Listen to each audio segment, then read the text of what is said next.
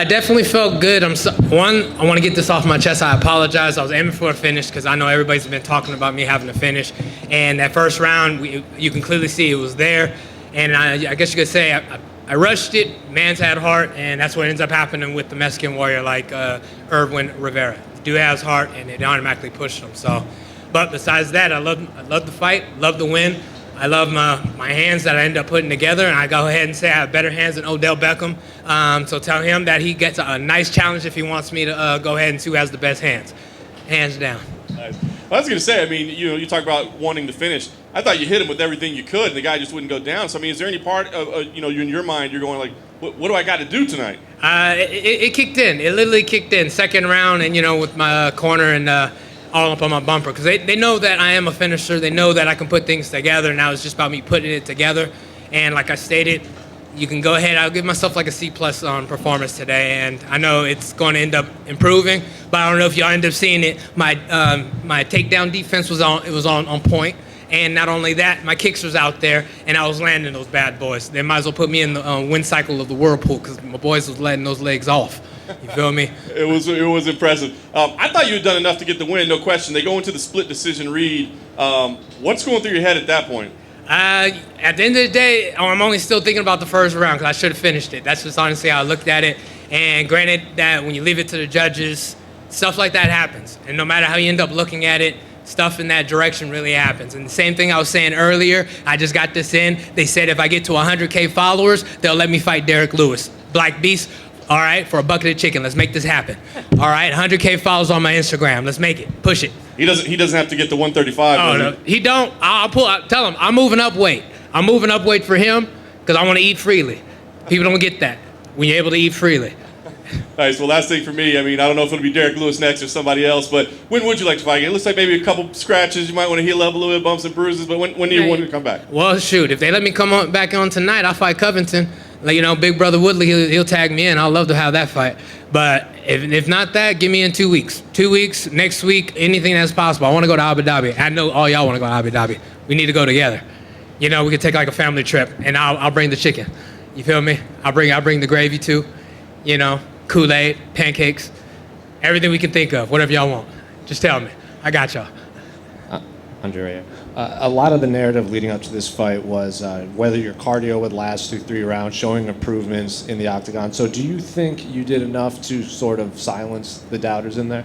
To be honest, I'm surprised they even bring that even up to the table because like all the other fights that I had, I lasted. My conditioning is well. Just automatically, it's honestly perfect. You gotta end up looking at it. I end up throwing everything I could to drop this dude and take him out in the first round. And the dude survived it, and I had to survive the next 2 rounds, as in me using my cardio, that what I had. And that's the same thing when I fought my last fight, 7 months. And I did that with literally, let me get back to this. Low-key had a broken forearm, which no one ended up giving me or Joe didn't want to talk to me on the commentary that day, but I literally broke my forearm in the first 10 seconds, and I had to survive and fight that whole fight. So 14 minutes and 50 seconds with one arm. I bet you no one even noticed that, but no one knows that because Joe didn't want to talk to me. So nothing but love to Joe, but tell Joe that he hurt my heart because he didn't want to talk to me. And, I really wanted to talk to him. He could have ended up understanding that I actually broke my forearm, and this whole time I've been out was 7 months of recovery. And here's my return, throwing the hell out of my right arm. What a freaking smile. Talk to me. So the arm's 100% now? Oh, arm's 100%. Flexing. I got a little plate in here if you guys want to go ahead and touch it. I even, matter of fact, I ended up posting it later on my Instagram where it ends up showing I have like a little nice plate that just shows that where it was broken and cracked out in half. And this kind of goes out to all those other fighters that they end up fighting and they ended up getting a little small boo-boo and then, they ended up stopping the fight or don't want to come back. And then you got people like me that automatically finishes the fight, Regardless of the situation, if anything ends up broken or hurting or whatnot, I'm going to finish the fight because I end up putting it on for the world, for the fans. I'm a people pleaser. So we're going to have to change my name from Mr. Highlight to Willie Beeman. I don't know if y'all know Willie Beeman. Make the girl go crazy.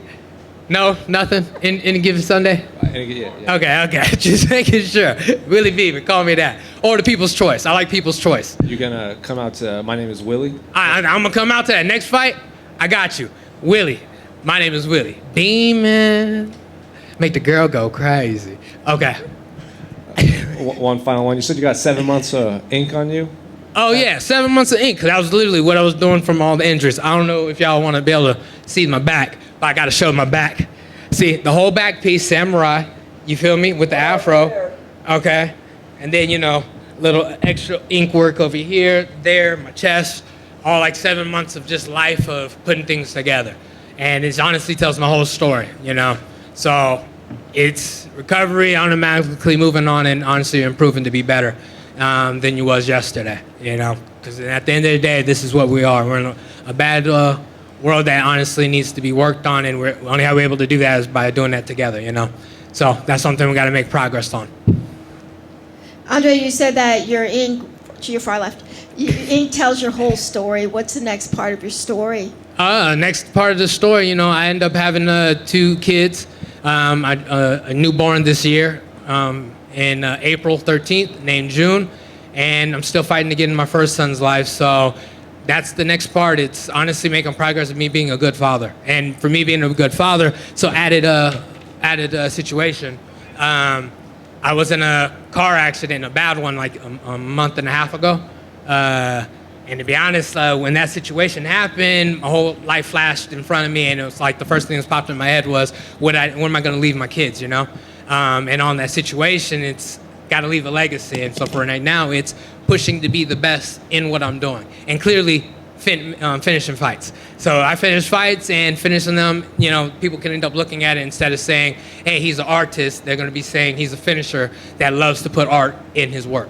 And then my 2 kids are going to grow up talking about, that's my daddy, you know, AKA Willie Beeman, the people's choice. Yeah. All right, anything else, you guys? All right, thank you for having me.